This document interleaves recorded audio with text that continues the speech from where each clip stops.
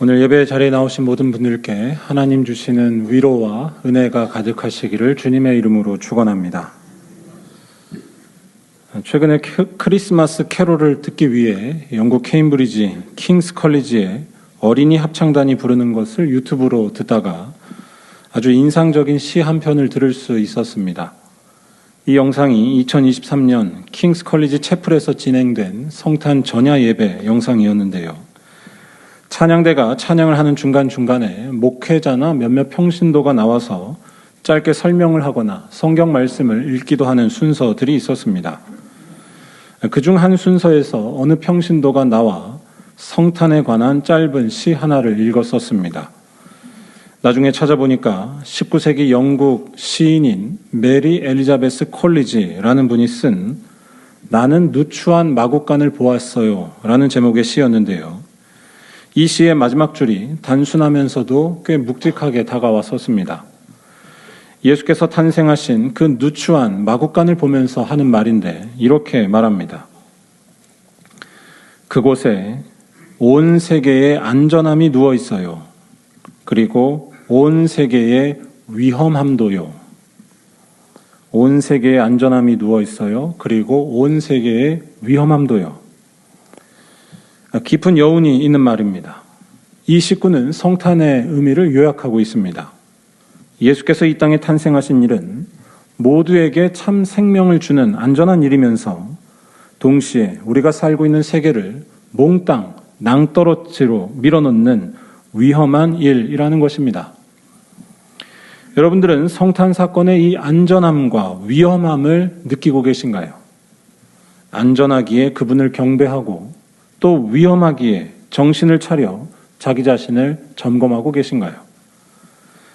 우리는 성탄의 이미지를 지극히 편향되게 소비하곤 합니다.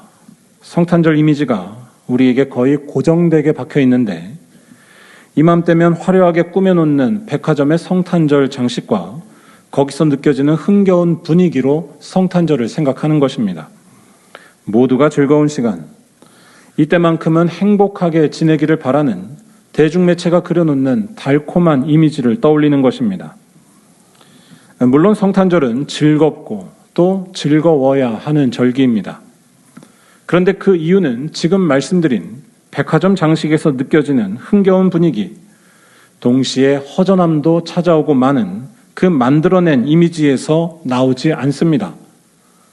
성탄의 신비와 영광을 보지 못한다면 아무리 장식을 화려하게 하고 텔레비전에서 끊임없이 행복해야 한다고 세뇌를 해도 아무리 크리스마스 파티를 하고 화이트 크리스마스가 와도 성탄절의 기쁨을 찾을 수가 없습니다. 성탄절에 즐거워해야 하는 이유는 그날이 온 세상에 가장 안전하고도 가장 위험한 날이기 때문입니다. 일단 위험하기 때문에 즐거워해야 한다라는 말은 좀 어폐가 있는 것처럼 들릴 수도 있습니다. 그런데 곰곰이 생각할수록 성탄절은 참 위험한 날입니다.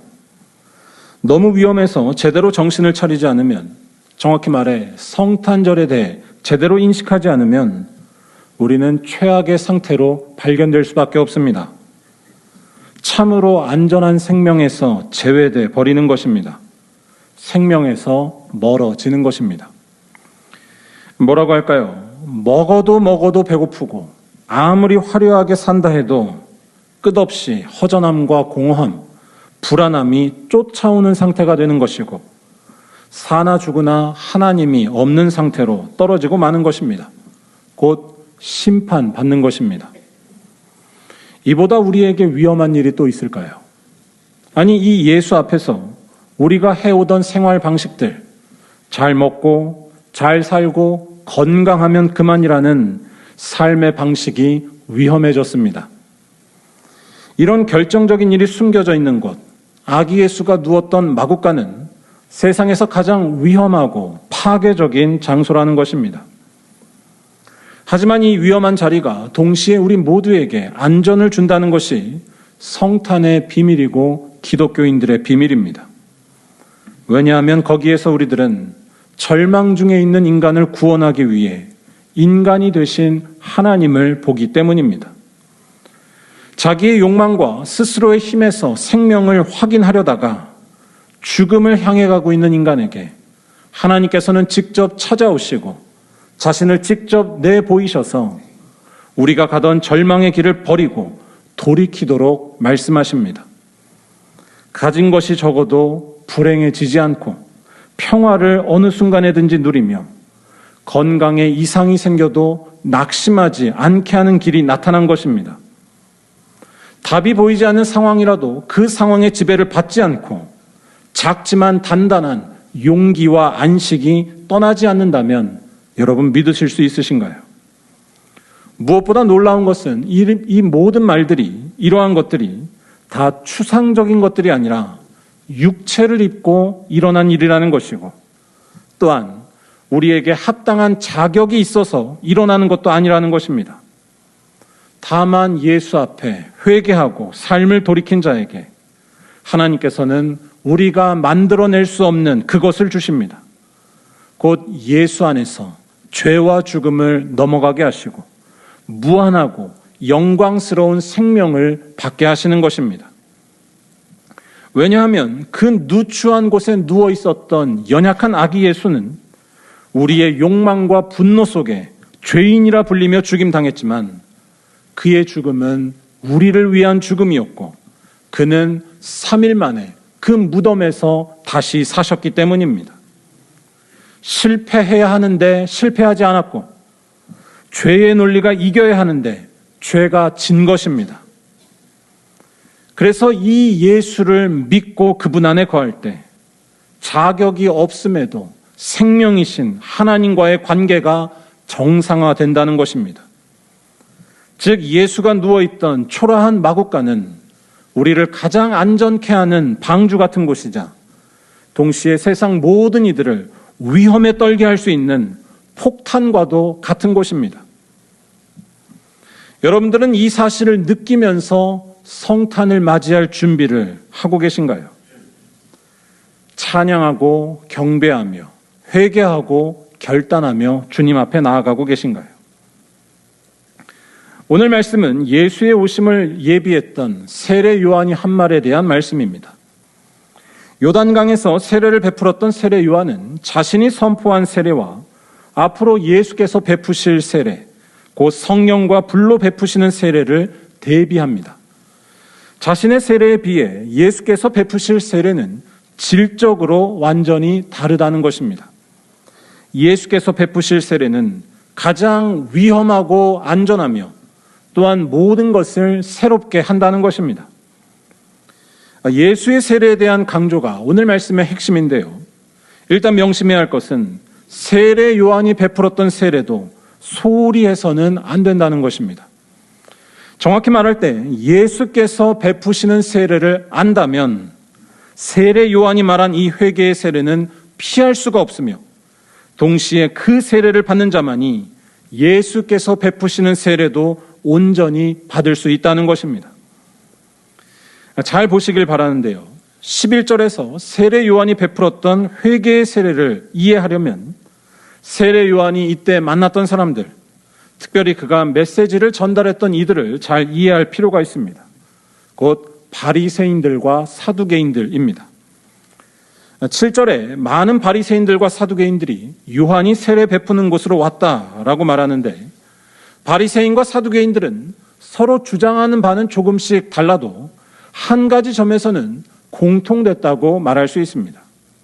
자신들이 곧 하나님께 인정받는 자이며 자신들이 곧 하나님께 속한 자라는 확고한 자부심과 믿음이었습니다. 더 자세히 말을 해보자면 이들에게는 쉽게 말해 일종의 안정감이 충만했었습니다. 종교적으로 이들의 열심과 헌신 또 순수한 마음을 따라올 사람은 없었습니다. 또한 하나님 계신 성전을 늘 가까이하며 어려운 시절에도 성전을 지켜왔다는 자부심이 이들에게는 늘 가득히 있었습니다. 더 나아가 이들은 이러한 종교적인 헌신과 거기에 대한 사람들의 지지를 바탕으로 정치적인 영향력도 사회적인 영향력도 꽤 가지고 있었습니다. 바꿔 말해 이들은 정말로 안정적인 상태에 있었던 사람들, 곧 확실하고 존경받는 사회 지도층이었습니다. 요즘으로 치면 교회에서나 사회에서 모범적으로 똑부러지게 지내면서 안정된 직업을 갖고 있고 사람들이 부러워하던 모습으로 지내던 이들이라고 할까요? 세례 요한이 9절에서 한 말로 하자면 이들은 아브라함의 자손, 곧 참된 이스라엘 민족의 표상이었습니다. 그런데 이런 모범적인 이들에게 세례 요한은 충격적인 말을 합니다. 7절에 독사의 자식들아 라고 독서를 날린 뒤에 그들에게 임박한 진노가 있다고 하면서 회개에 합당한 열매를 맺으라고 촉구하는 것이었습니다. 9절과 10절은 더 신랄합니다. 이들에게 자신이 아브라함의 자손이라고 아예 생각하지도 말라라고 말한 뒤 심판의 도끼가 이미 가까이 왔으니 좋은 열매, 곧 회개의 열매를 맺지 못한다면 다 불에 던져질 것이라고 외치는 것이었습니다. 즉 이들은 안정된 것이 아니라 아주 위태롭고 아브라함의 자손이 아니라 심판을 피할 수 없는 이들, 독사의 자식이라는 것입니다. 세례 요한은 왜 이들에게 이렇게 외치는 것일까요? 이렇게까지 하는 것은 예의 없고 심한 것 아닐까요? 그런데 세례 요한이 이렇게 한 이유는 역설적이게도 그들을 특징 짓는, 그들이 자랑하는 결정적인 모습, 안정감에 있었습니다. 뭐라고 할까요? 자신의 종교적인 열정과 순수함, 사회적인 인정과 정치적인 영향력, 이 모든 것들을 통해 스스로 생명을 얻었다고 믿고 있는 그 안정된 모습에 결정적인 문제가 있다는 것입니다. 그걸 통해 어찌됐건 내 인생은 달라졌고 바뀌었으며 자기 운명이 괜찮아졌다고 믿는 것을 참을 수 없다는 것입니다. 아니, 그런 안정감을 스스로 심으면서 자기가 한 일, 자기의 성취가 곧 선이고 구원이라고 믿는 모습에 대해 치명타를 날리고 있던 것입니다.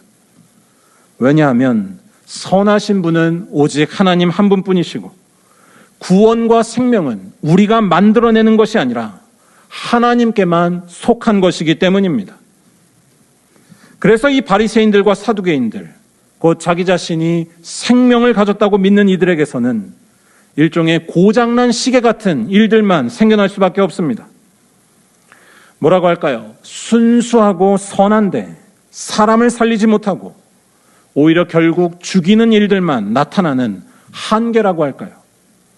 율법을 지킨다는 이유로 예수께서 안식일에 병자를 고치신 것에 반대하면서 헐뜯던 모습이 그 대표적인 예라고 할 수 있습니다. 똑똑하고 순수하고 열정적인데 생명과 능력은 없는 것입니다. 하나님이 아닌 자기에게 근거를 두고 있기 때문입니다. 그래서 세례 요한은 이들을 향해 회개할 것을 촉구했습니다. 곧 자신의 성취와 종교적인 뒷받침을 바탕으로 안정을 느끼며 살던 잘못된 생각에서 깨어나 삶의 방향을 내가 아닌 하나님께로 돌리라는 것입니다. 다시 말해 회개란 단순히 좋은 일을 많이 하고 악한 일을 버리는 차원이 다가 아닙니다. 이는 보다 근본적인 차원의 일입니다. 내가 죽는 것이고 하나님께로 돌이키는 것입니다. 그런데 여기에서 결정적으로 중요한 것이 있습니다. 이러한 회개를 근본적으로 가능케 하는 힘이 과연 무엇이냐라는 것입니다. 그것은 바로 위험하고도 안전하신 예수를 알아보는 것입니다. 오늘 말씀으로 하자면 예수께서 베푸시는 성령과 불의 세례를 받는 것입니다. 왜냐하면 예수만이 우리를 살게 하시고 예수만이 참된 희망을 준다는 사실을 경험할 때에만 안정적이라 믿고 있었던 나 자신의 해골 같은 모습이 심판받을 모습이 보이기 때문입니다.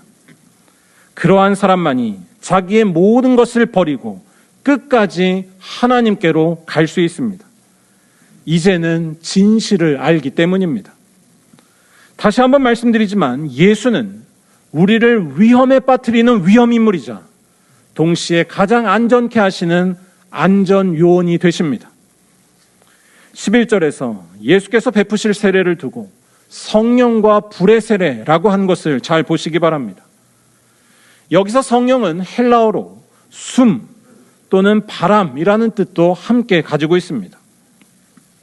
예수께서 베푸실 세례를 두고 숨과 바람을 뜻하는 단어로 또는 불로 표현한 것은 그냥 멋있어서 한 것이 아닙니다.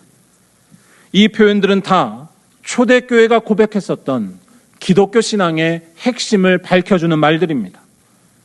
예수를 만나면 우리를 살아있게 하는 하나님의 불같은 능력과 어떤 조건에도 숨쉬게 하는 하나님의 생명을 경험한다는 뜻입니다. 성령을 가리키는 헬라어 단어가 숨과 바람을 뜻한다라고 말씀드렸는데요. 바람은 우리들의 삶에서 단순히 물리적 현상으로만 설명될 수는 없습니다. 바람은 생명과 연관됩니다. 바람은 지구상의 모든 생명체들의 활동에 결정적인 역할을 합니다.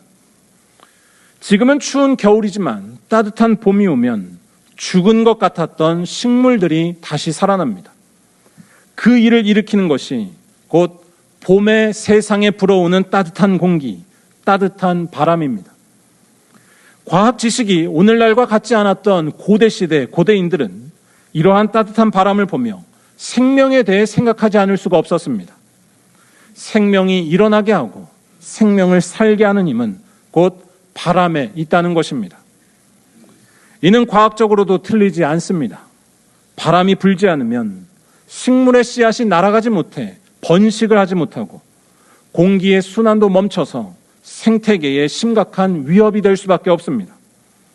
더위와 추위가 극심해지고 구름이 이동하지 않아 곳곳에 비가 오지 않는 사막화가 급속히 진행되고 말 것입니다. 사람도 숨, 곧 바람이 끊기면 살 수가 없습니다.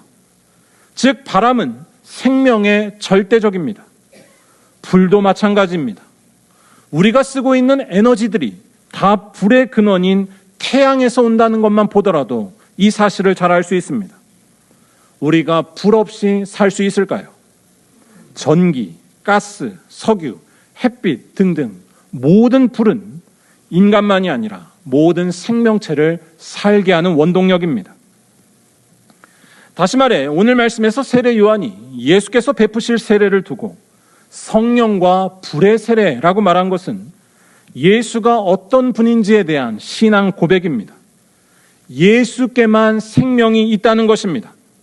예수만이 우리를 살게 한다는 것입니다. 자기가 살아있다는 것은 오직 예수께로부터만 경험할 수 있다는 말입니다. 잘 생각해 보시기 바랍니다. 우리가 살아있음을 확인하는 방식은 지금 말씀드린 것과 많이 다릅니다. 다른 사람들과의 비교 속에서, 내가 먹고 있는 음식에 마시는 것 속에서, 입고 있는 옷의 가격과 아름다움에서 나의 살아있음을 느끼고 확인하려 합니다.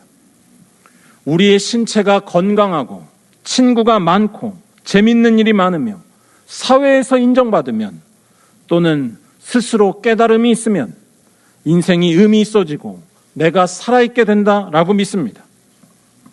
하지만 우리 기독교는 그런 생각들을 무시하지는 않지만 거기에 매이지는 않습니다. 아니, 기독교는 그런 믿음을 가진 우리들의 모습을 보다 현실적으로 파악하면서 전혀 다른 방식으로 생명을 이해합니다. 우리의 인생은 방금 말씀드린 방식으로 결코 살아있음을 경험하지 못하고 오히려 더 비워지고 목마르게 될 뿐이라는 것입니다. 가질수록 허전해지고 채워지지 않는 것이 우리가 살아오고 있는 현실입니다. 우리 예수쟁이들은 예수로부터 생명을 경험한다는 비밀에 눈을 뜬 사람들입니다. 그를 만나면 마치 바람과 불이 온 세상의 생명체를 살게 하는 것처럼 우리들 역시도 진정으로 살아있게 된다는 것입니다. 나이가 들어 초라해 보여도 두려운 것이 없고 더욱더 충만해지며 재미있는 일이 있든지 없든지 전혀 다른 차원에서 삶을 받아들일 수 있습니다. 설령 라면 한 그릇을 먹어도 감사와 기쁨이 가득해지고 인생 가운데 눈과 비가 와도 노래하며 살 수 있습니다. 아니, 자기 힘으로 구원하려는 우리의 끈질긴 욕망에서 벗어날 수 있습니다. 왜냐하면 우리는 예수께서 베푸시는 성령과 불의 세례를 받았기 때문입니다. 예수께 우리를 참으로 살게 하는 바람과 불과 같은 능력이 있으시다는 것입니다. 예수께서는 우리와 똑같이 지내셨고 죽으셨지만 3일 만에 부활하셨고, 이제 이 예수를 만나는 자들은 죄와 죽음을 넘어서는 참 생명을 보게 된다는 것입니다. 나 자신이 소멸되고 말 것이라는 생각도 우리를 괴롭히지 못하고, 자기를 성취해야 한다는 욕망도 더 이상 힘을 쓰지 못합니다. 성령과 불로 세례를 주시는 예수 안에서 우리는 하나님과 함께하고 있기 때문입니다. 아니, 그 하나님이 예수셨고 그는 우리에게 오셨기 때문입니다. 바꿔 말해 참으로 이 예수께는 온 세상에 안전함이 놓여 있습니다. 동시에 이 예수께 온 세상의 위험함도 놓여 있습니다. 이 예수 때문에 자기 자신을 생명으로 믿고 있었던 온 세상이 위험해졌습니다. 결국 이 예수를 믿지 않고 그가 주시는 성령과 불세례를 받지 않는다면 위험에 처할 수밖에 없다는 것입니다. 그런 사람은 12절이 말하는 것처럼 쭉정이가 되어 꺼지지 않는 불에 태워질 수밖에 없기 때문입니다. 곧 예수를 벗어나면 죄와 죽음, 꺼지지 않는 허무와 불안으로 빠져 들어갈 뿐이라는 것입니다. 하지만 이 예수를 믿고 그분 안에 거할 때 전혀 다른 세계에 들어가 충만하게 살게 되는 줄로 믿습니다. 알곡은 모아 곡간에 들이고 안전하고 두려움이 없으며 생명을 얻으며 사는 것입니다. 우리들의 인생 가운데 하나님이 사라지지 않는 것입니다. 그래서 예수께 대한 이 놀라운 사실을 안다면 우리는 회개할 수밖에 없습니다. 예수 안에서 하나님께서는 우리로 하여금 삶의 중심을 돌리라고 말씀하고 계십니다. 예수께서 가시는 곳으로 끊임없이 가라는 것이고, 하나님께로 삶의 방향을 돌리라는 것이고, 오직 성령의 말씀을 따라 살라는 것입니다. 날마다 기도하고 우리들 옆에 있는 가난한 이들을 섬기며 세상과 교회에서 맡겨주신 모든 사명에 순종하는 것입니다. 사랑하는 여러분, 안전하고도 위험한 성탄절이 점점 가까워지고 있습니다. 이 성탄절을 어떻게 보내시겠습니까? 위험하면서도 생명의 절대적인 불과 바람처럼 예수만이 우리에게 생명을 주신다는 사실을 이 시간 다시 한번 깊이 새기시기 바랍니다. 그 믿음이 충만할 때 내가 죽고 하나님께 돌이키는 일이 일어나 결국 가장 안정된 것, 영원한 생명이 우리의 것이 될 줄로 믿습니다. 성령과 불세례를 베푸시는 예수님이 우리와 함께 하시는 것입니다. 바라기는 이러한 믿음으로 이번 성탄절 오직 예수를 경배하고 그분 안에서 참 생명을 누리는 모든 만리언교회 성도들이 다 되시기를 주님의 이름으로 간절히 축원합니다. 기도드리겠습니다.